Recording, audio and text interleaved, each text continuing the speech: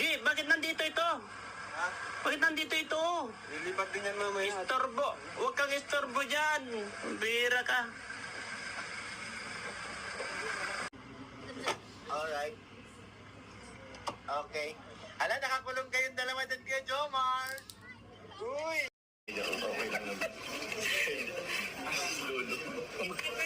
Yung ulo ni Carla nakaano sa patong sa'yo. Okay lang. Okay lang naman. Tawag. Ganun naman talaga sa biyahe. Man sila tayo makatulog. So, may sanda sila. Okay. So, hindi ako makagalaw. Dahil sa dalawa. Hanggang sa dawa. Pero kay Carla okay lang. Okay. Pero kasi may iba. Ba't boses mo? Joke lang.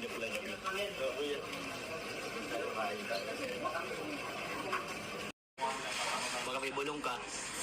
Marami.